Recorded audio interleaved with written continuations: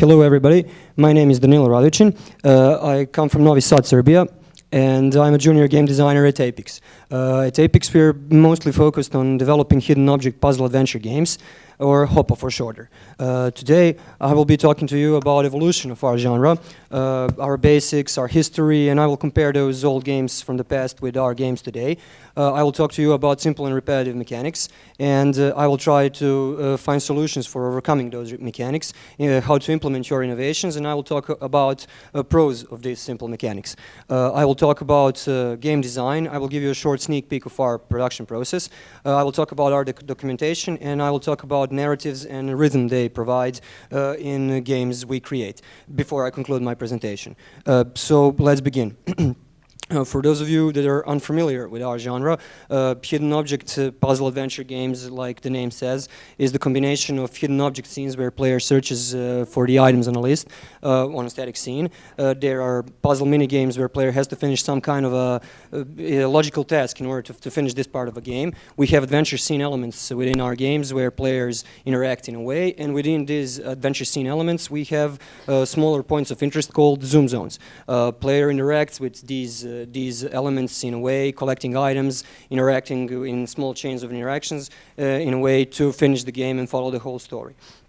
For example, every HOPA game from the history from back in the day and up to till today has practically all the same elements. They have the scenes, they have inventories, but a lot of things changed. We've used and implemented a lot of things in our genre in order to become what it is today, and not just us, all of the developers did the same. We've researched our market and we've looked for what our focus group wants us to do, and we've created this genre from something that's already existed. So let me take you down on a short memory trip to try to show you and explain the origins of our genre. Simply put, I would say point-and-click adventures. These games are something that are most important for us as developers in this genre that we have, because they are what we remind of the most. Some of these games, as you can see, had common elements, not just the fact that they were done years and years before, back in the 80s. Some of them were made when technology was limited, when we had limited, when gaming was looked at something just fun and temporary, and also they had a lot of things in common. They had a third-person view perspective. They had a long list of interactions and items that could be used. They had pretty long gameplay and pretty complex stories, and they had a great humor. A lot of things helped these games distinguish themselves from others, and after years of learning, listening, and adapting to our markets, we've decided to accept some of the things that are most applicable from these games, and we've decided to discard some that were archaic or boring. So in today's gaming, our games in our genre, you can notice that we've done a lot of changes. These games that we create today look a lot different from those games back in the day, and main differences between them are that firstly, we've changed the perspective of the player. This lowers the costs of our production, and also this helps our players identify with their characters easily. We've shortened the gameplay. Our players told us that they liked more shorter, more compact, more instant gameplay, so we've shortened it and created it the way they liked it. We created a lot of intuitive interactions that are even forced a bit, and our players like this way of gameplay because it gives them some familiarity with the game. We've changed the interface, we've experimented with various things until we've reached this point where we are today. No matter how much we do, how much we change, no matter how many things we implement in our games, knowing the fact that we have done 15 games in 2014 and 25 more are planned to be done this year alone, you can imagine that this is a serious hyper-production, and with mechanics that we have our games can start repeating themselves at one point. So what do we do to overcome this repetitiveness? What do we do to stop being repetitive, to stop repeating ourselves and become original, to make our games distinguish themselves? I like to look at it in a way like writing a TV show. You have to write one episode, and that episode has to have to make perfect sense. It has to be absolutely standalone. It has to make it has all the elements like the movies, but also it has to represent the show, the full series, the complete season. Everything has to be done in place. So our games can't be done just one at a time. We have to focus on more of them, and we have to think how will they impact our complete picture that's Apex. All games we already did, and all those games that they are yet to come, they have to differentiate from one another, because if players see our interactions repeating in few of our games, and even worse, if they see our interactions repeating in few of our franchises, they will just come to the conclusion that we are unoriginal, that we are not a good developer, and they will lose their interest in us. If they lose their interest in us, we lose money, and that's of course really bad. Knowing this will help us overcome our problems. We have almost 80% of our public, of our customers, are 40-plus-year-old women. They like many things to change, and they would like many things to stay the same. What do we do to stop being repetitive when we know that our partner, Big Fish, has a motto, a new game every day? We have to find a way to implement changes, but in that way so that our customers don't lose interest in us as a developer. We have to think, the great example for this is, for example, is the car industry.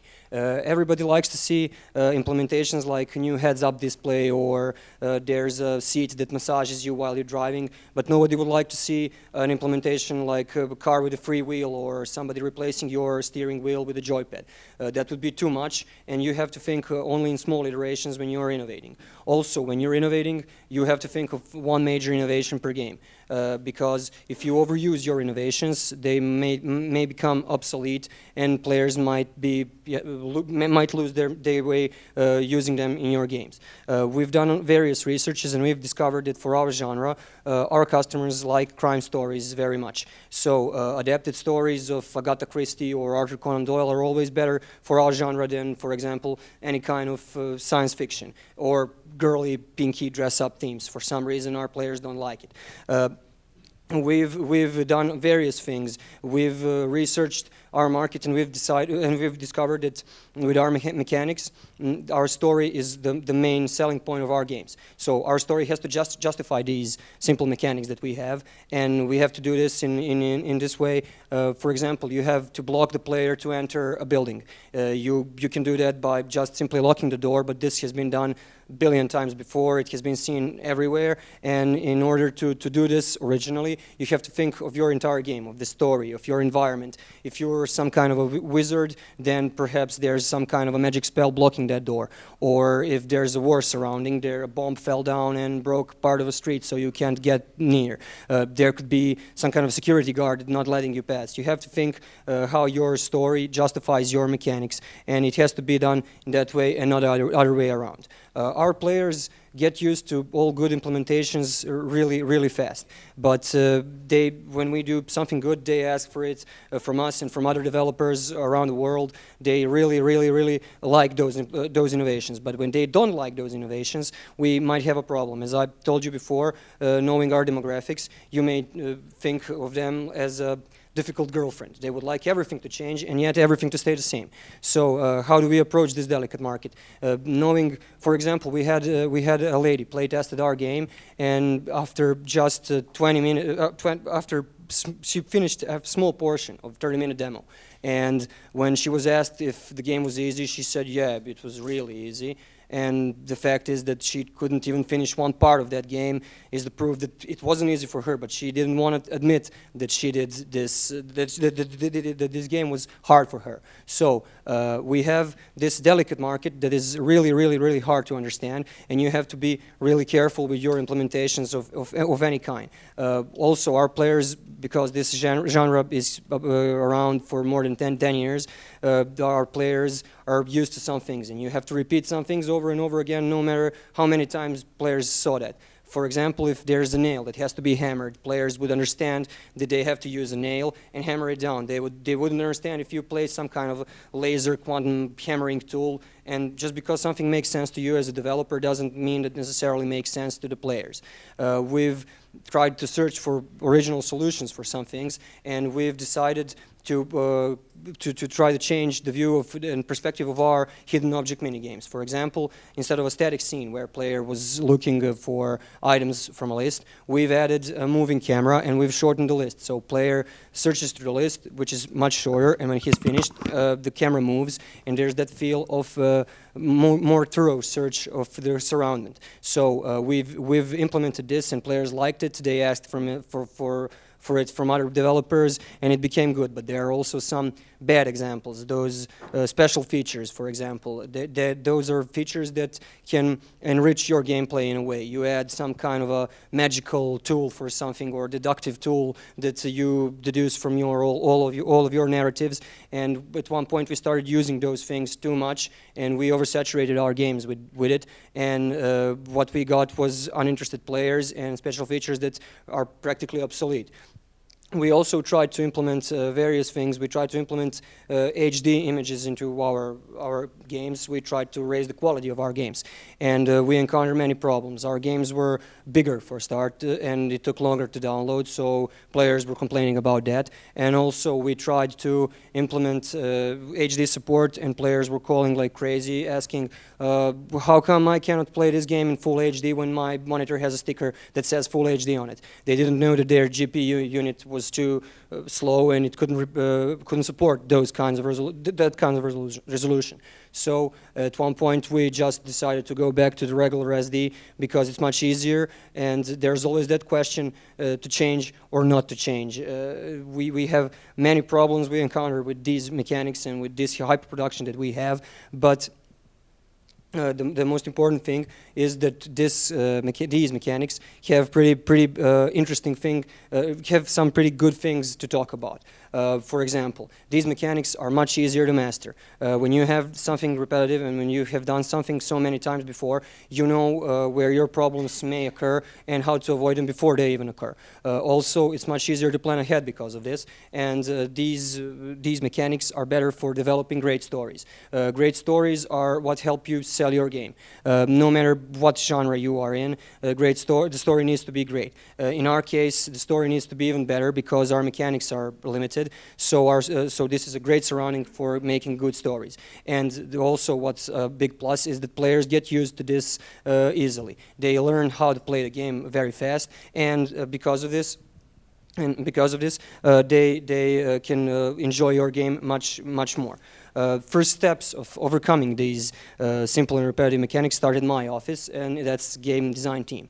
First thing this hyperproduction taught us was that we practically almost used every logical interaction there is. So we had to find a way to stop repeating ourselves. We developed a blacklist, and this is sort of a list filled with logical interactions and items we overused in our previous games. We did this before we had so many games out, or we had deadlines and couldn't manage time to think of something original or good. So knowing this when you're writing a game helps you a lot, because makes you think harder to start with, and you will come to original solutions which will help your game distinguish. For example, we tried various document types. We tried plain text with various colors to show different parts of the games. We tried to put it on Google Docs in order to make it online and available for everybody. And this all had a lot of problems because we had tons of documents sending to our production, and they were losing their way around their emails. So we decided to merge all these documents into one, and we changed the form completely. We changed the Google spreadsheets because of its online nature and because of our assembling teams can follow it much easier. We've kept the recognizable elements documents we got used to, but also we've implemented various other things. We've implemented the special part of the document where everybody can see how much level of access they have and what can be done at certain points of that document. This document is already helping us speed up our process and speed up making games, and we can finally say that we have one document to rule them all. This one is the one for us.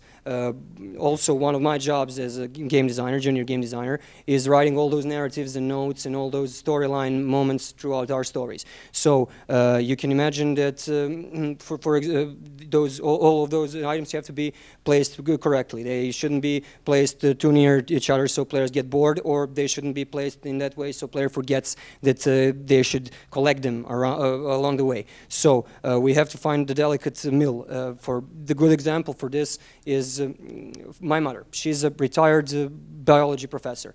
She's used to read for her entire life. She was reading professionally, and she's a bit tired of reading, as you may imagine. She discovered our genre, and she soon fell in love with it.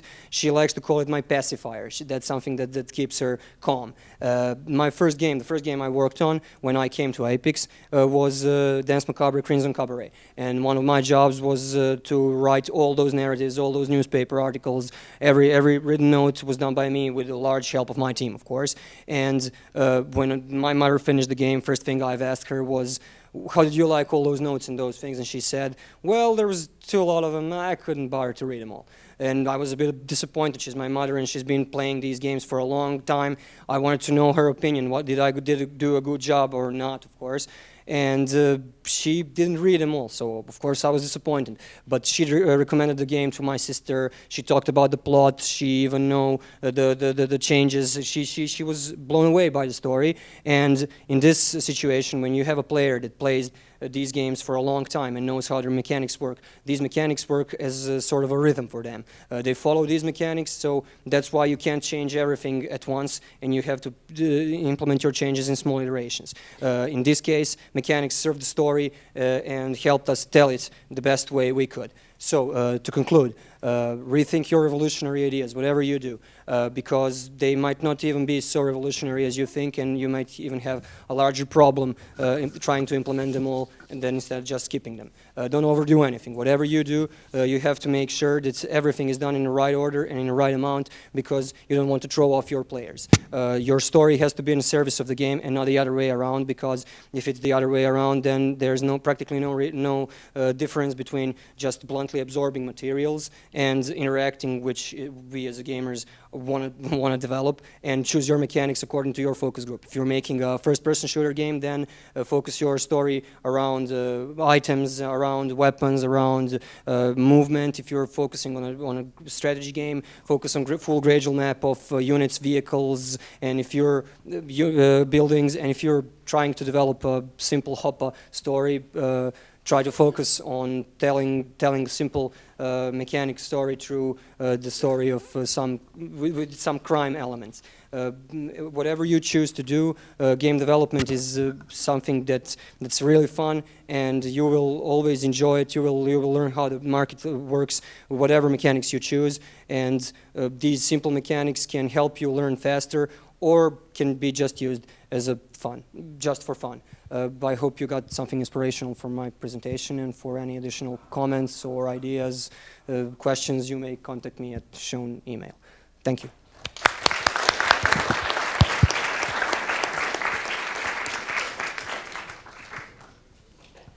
Great presentation, a lot of information. Do we have any questions in the audience?